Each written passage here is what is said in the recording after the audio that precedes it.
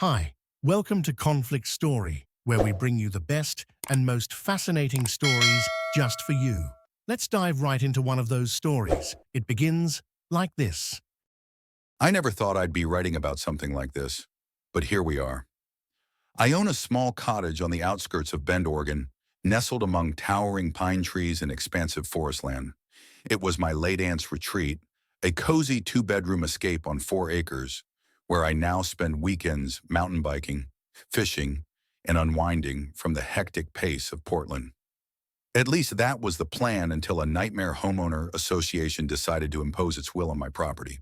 To give some context, when my aunt purchased the land in the 1980s, it was completely isolated, no neighbors for miles. Over the years, more cabins began to dot the landscape. About a decade ago, a real estate developer acquired a large nearby plot and established a high-end community called Pine Ridge Estates. Along with the upscale homes came an aggressive homeowner association that extended its so-called jurisdiction to properties beyond its actual boundaries, including my aunt's land. When I inherited the cottage in 2021, I didn't anticipate any trouble. The first couple of years were peaceful. I would drive down on weekends, enjoy the tranquility, and head back to the city on Sundays. Occasionally, I'd receive notices from the homeowner association about aesthetic regulations, which I ignored since their authority didn't apply to me. But everything changed earlier this year when I arrived one Friday evening to find a crew installing solar panels on my roof without my consent. I was stunned. My small cottage, with its rustic wooden charm, now had a grid of sleek, modern solar panels spread across its roof. Storming up to the workers, I demanded an explanation. "Who authorized this?" I asked the foreman. He glanced at a clipboard. "We were contracted by Pine Ridge Estates Homeowner Association to install these panels as part of their green energy initiative. It's all approved and paid for." "Approved by whom?" I asked, my voice rising. "This is my property and I never agreed to anything." The foreman looked genuinely confused. "According to the paperwork, your property falls under their jurisdiction. Maybe you should talk to the homeowner association president." Fuming, I called Amber Jefferson, the homeowner association president, a woman whose reputation for micromanagement was well known in the area. I'd only met her once, briefly, but even that was enough to leave an impression. "Amber, why are there solar panels being installed on my roof?" "Oh, Mr. Sutton," she replied, her tone dripping with condescension. "This is part of our community-wide effort to reduce carbon emissions. All properties in the Pine Ridge zone are required to participate." "I'm not in your homeowner association," I said firmly. "My property has nothing to do with Pine Ridge Estates. You have no right to make decisions about it." "Actually, we do," she countered. "When Pine Ridge was established, the developer designated a coverage area that includes your property. You'll find it's all perfectly legal." "Legal or not, you're trespassing. This is private property," I snapped. "Perhaps you should consult an attorney if you disagree," she said coolly before hanging up. That night, I called my friend Lisa, a property lawyer in Eugene. After explaining the situation, she confirmed my suspicions. What the homeowner association had done was likely illegal. "They can't force you into a homeowner association or modify your property without explicit consent," Lisa said. "Document everything, photos, videos, receipts. This is going to get messy." And messy it got. Over the next few days, I pieced together a case, gathering every homeowner association notice I'd ignored, taking detailed photos of the panels, and researching state property laws. Lisa's confidence buoyed me, but I knew this was just the beginning of a long battle. By Monday, I had a meeting scheduled with the homeowner association board to address the issue directly. Lisa warned me that it could be a trap, but agreed to accompany me. Little did I know that meeting would only escalate the conflict and reveal a web of corruption far deeper than I imagined. The meeting with the Homeowner Association Board was scheduled for Wednesday evening in the Pine Ridge Estates Community Center. Lisa and I arrived early to find a room that looked more like a courtroom than a neighborhood gathering place. A long table dominated the center of the room, with 7 board members seated behind it, including Amber Jefferson at the head, her expression as smug as ever. "Mr. Sutton," she began as I sat down, "we appreciate you taking the time to discuss your concerns." "Concerns?" I replied, my voice tight with anger. "You've trespassed on my property and installed unauthorized equipment. That's not a concern. It's a violation of my rights." Amber's smile didn't waver. "As I mentioned previously, your property falls within the Pine Ridge jurisdiction. Our green energy initiative was approved unanimously by the board and is aimed at benefiting the entire community. Lisa leaned forward. Ms. Jefferson, let's cut to the chase. Mr. Sutton's property was never formally incorporated into Pine Ridge Estates. He did not sign any agreements or covenants binding him to your homeowner association. What you've done constitutes trespassing, property damage, and unauthorized modifications. Gerald, the homeowner association's treasurer, cleared his throat nervously. Well, the bylaws do not apply to non-members, Lisa interrupted. And even if they did, you'd still need explicit consent for structural changes. The room was silent for a moment before Amber replied, her tone icy. Our legal team believes otherwise. Then your legal team is incompetent, Lisa shot back, because Oregon state law is very clear on this. Mr. Sutton has every right to sue you for damages, and he will win. Amber's facade cracked for the first time, a flicker of uncertainty crossing her face, but she quickly recovered. Let's not get ahead of ourselves. We're willing to work out a resolution that benefits everyone. Here's the resolution, I said firmly. Remove the solar panels, restore my roof to its original condition, and issue a formal apology. Gerald and another board member, an older man named Peter, exchanged uneasy glances. The solar panels are part of a bulk contract we signed, Peter said. Removing them could incur significant costs. Not my problem, I replied. You should have thought about that before steamrolling over my rights. Amber's tone turned sharper. If you refuse to cooperate, we'll have no choice but to levy fines and, if necessary, place a lien on your property. Lisa laughed, a short, sharp sound. You have no legal standing to do any of that.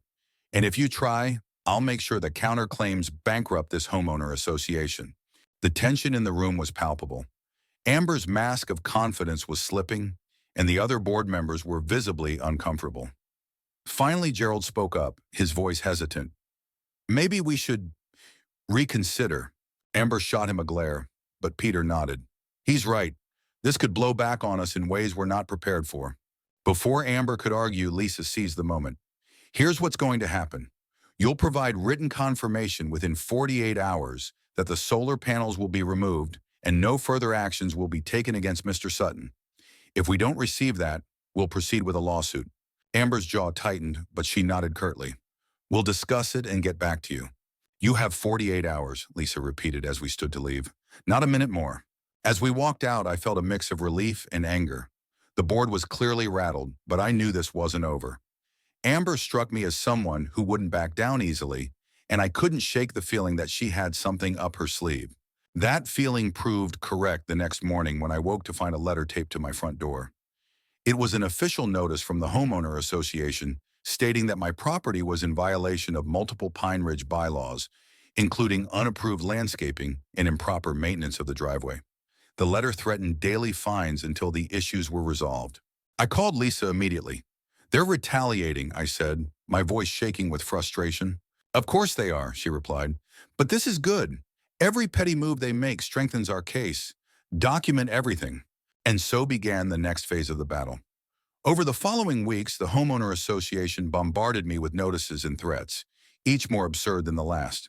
One claimed that my cottage's paint color clashed with the community's natural aesthetic. Another demanded I replace my mailbox with a model approved by the board. But Lisa was right. Every piece of harassment was another nail in their coffin. With each new notice, she built a stronger case, and when we finally filed the lawsuit, it wasn't just for trespassing and property damage. We added harassment, abuse of authority, and emotional distress to the list of charges. What's more, our fight began to draw attention. Other property owners outside the homeowner association's formal boundaries started coming forward with similar stories. It turned out I wasn't the only one they'd tried to strong-arm. By the time we filed the lawsuit, we had 3 other plaintiffs joining as co-complainants. As we prepared for the court battle, I couldn't help but wonder just how deep the homeowner association's corruption ran. What secrets were they hiding, and how far were they willing to go to protect them? Those questions would soon be answered in ways I never expected. The weeks leading up to the court date were a whirlwind of preparation. Lisa was meticulous, ensuring every piece of evidence, every photo, and every notice from the homeowner association was neatly compiled into an ironclad case. Meanwhile, I was inundated with calls and emails from other property owners who had grievances with Pine Ridge Estates. It became clear that Amber Jefferson's reign was even more tyrannical than I had initially thought. One such call came from a retired police officer named Hank Wallace. He owned a cabin a mile from mine and had a story that made my blood boil. They tried to fine me for having a wooden fence, Hank said, claimed it didn't meet their community safety standards. When I refused to take it down, they threatened to report me for code violations. Did they actually report you? I asked. They sure did, but the county inspector laughed them out of his office. Still, it's been harassment ever since. I'll back you up in court if you need me. Hank's offer gave me hope, but it also underscored how far-reaching the homeowner association's abuse had become. Lisa decided to dig deeper into Pine Ridge Estate's finances and board activities. What she uncovered was the smoking gun we needed. "You're not going to believe this," she told me one evening, her excitement barely contained. Amber Jefferson and her cronies have been funneling homeowner association funds into personal accounts. She showed me copies of financial records she'd obtained through a subpoena. There were payments for luxury vacations, high-end furniture, and even a down payment on a car, all disguised as operational expenses. But the most damning discovery was the solar panel contract itself. "They're overcharging for the installations by nearly double," Lisa explained. "The company they hired is owned by Amber's cousin. It's blatant embezzlement."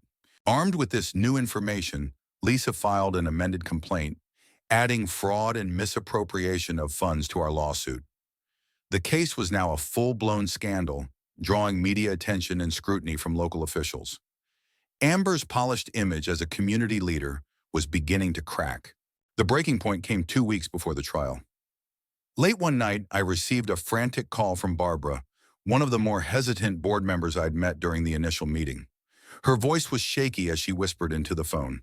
"I need to meet with you," she said. "Somewhere private. This can't wait." We arranged to meet at a diner on the edge of town the next morning. When Barbara arrived, she looked exhausted, her eyes darting around nervously. She slid into the booth across from me and placed a manila folder on the table. "I've had enough," she said. "Amber's gone too far." Inside the folder were internal emails, meeting minutes, and even text messages between board members. The documents painted a damning picture of Amber's operation: votes rigged to pass her initiatives, kickbacks from contractors, and efforts to silence dissenting voices within the homeowner association. One email even outlined a plan to retroactively alter bylaws to justify their actions. "Why are you giving me this?" I asked. Barbara sighed. "Because it's the right thing to do. Amber's threatened to sue me if I speak out, but I can't keep quiet anymore. She's destroying this community." Lisa was thrilled when I showed her the folder. "This is it," she said. "This is what will bury her." The trial itself was a spectacle. The courtroom was packed with reporters, local residents, and even some homeowner association members who had once supported Amber. Lisa's opening argument was a masterclass in dismantling the opposition. She presented the evidence methodically, each piece building on the last until it was impossible to deny the depth of the homeowner association's corruption. Amber's defense team tried to argue that the solar panel initiative was in the best interest of the community, but they couldn't explain the financial irregularities or justify the unauthorized actions on non-member properties. When Barbara took the stand as a whistleblower, she delivered the final blow. Amber Jefferson manipulated this board, misused funds, and lied to homeowners, Barbara testified. She's been running this homeowner association like her personal fiefdom. By the time Lisa presented the financial records and contractor connections, the jury's minds were visibly made up. Amber's once confident demeanor had crumbled into visible panic. The verdict came swiftly. The jury found the homeowner association guilty of trespassing, harassment, and fraud. Amber Jefferson and 2 other board members were personally implicated in the embezzlement scheme. The court ordered the immediate removal of the solar panels, restoration of my property, and a hefty settlement for damages. The homeowner association itself faced a complete overhaul, with new elections mandated under court supervision. As we left the courthouse, Lisa turned to me with a satisfied smile. "This is just the beginning. The fallout from this case will ripple through every homeowner association in the region." She wasn't wrong. Over the next few days, news of the verdict spread like wildfire, prompting investigations into other homeowner associations with similar complaints. Amber's reign was over, but the consequences of her actions were only beginning to unfold. The fallout from the trial was immediate and far-reaching. Amber Jefferson, along with two other implicated board members, was arrested on charges of embezzlement, fraud, and conspiracy. The court's decision not only dismantled her iron grip on Pine Ridge Estates, but also set a precedent for holding corrupt homeowner associations accountable. As for me, I thought the worst was behind me. I was wrong. A week after the trial, I returned to my cabin, hoping to finally enjoy a peaceful weekend. But as I approached, I noticed something was off. My mailbox had been smashed, and a crude note was taped to the door of my cottage. It read, "You may have won the battle, but the war isn't over." I immediately called Lisa, who urged me to file a police report. "It's likely just an angry former board member or one of Amber's diehard supporters," she said, "but don't take any chances." The police took the matter seriously, and an officer began patrolling the area more frequently. Despite the unsettling incident, I refused to let it intimidate me.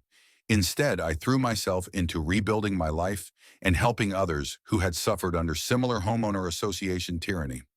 My story had gone viral, and I was inundated with messages from homeowners across the country. One of those messages came from Tom Carrington, an investigative journalist based in Seattle. He wanted to do an in-depth expose on corrupt homeowner associations, using Pine Ridge Estates as the centerpiece. "Your case is a microcosm of a much larger issue," Tom explained during our first phone call. "People need to know how these organizations abuse their power." Over the next few months, Tom and his team dug deeper into the Pine Ridge scandal. What they uncovered was staggering. Amber Jefferson's schemes extended far beyond embezzlement. She had manipulated property values, pressured contractors into kickbacks, and even funneled funds into dummy corporations. Several local officials who had turned a blind eye to her activities were also implicated. The expose aired as a multi-part series, drawing national attention and sparking calls for homeowner association reform. It also reignited the FBI's interest. Agents expanded their investigation, leading to additional arrests, including a county official who had facilitated Amber's schemes. Meanwhile, Pine Ridge Estates underwent a complete transformation. A new board was elected, with Barbara stepping up as interim president.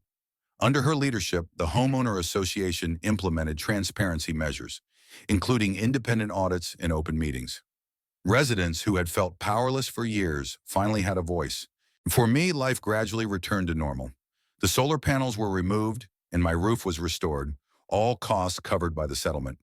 I used part of my compensation to install a solar system of my own, one I chose and approved. The irony wasn't lost on me. Despite the lingering tensions in the community, some good had come out of the ordeal. Homeowners were more vigilant about holding their associations accountable, and several states, inspired by our case, introduced legislation to protect property owners from homeowner association overreach. Tom's expose became a catalyst for change, and Lisa's success in court turned her into a sought-after advocate for homeowners' rights. As for Amber, she faced a lengthy prison sentence. Her attempts to appeal were denied, and she was ordered to pay restitution to Pine Ridge Estates and its residents. The once dominant queen of the homeowner association now spent her days in a federal prison, far removed from the luxurious lifestyle she had built on stolen funds. The final chapter of this saga came 2 years later. Barbara invited me to a community gathering at Pine Ridge Estates to celebrate the reforms and the newfound unity among the residents. Standing in the clubhouse where my battle had begun, I reflected on how much had changed. Neighbors who once avoided eye contact now greeted me warmly, grateful for the fight I had taken on. As the evening wound down, Barbara approached me. "You know, this community owes you more than we can ever repay." "I didn't do it alone," I replied. "It was a team effort, you, Lisa, and everyone else who stood up for what was right." She smiled. "Still, you're the one who lit the spark. Without you, we'd still be living under Amber's thumb." Driving back to my cabin that night, I felt a profound sense of closure. The journey had been grueling, but it had also been worth it. My grandfather always said, "The mountains have a way of testing you." Looking out at the dark silhouette of the peaks against the night sky, I finally understood what he meant. For the first time in years, my cottage felt like the sanctuary it was meant to be. The fight was over, and I'd won, not just for myself, but for everyone who had been wronged. Are you hungry for more slices of stories? Don't forget to subscribe and hit the bell to never miss out on any videos. See you tomorrow.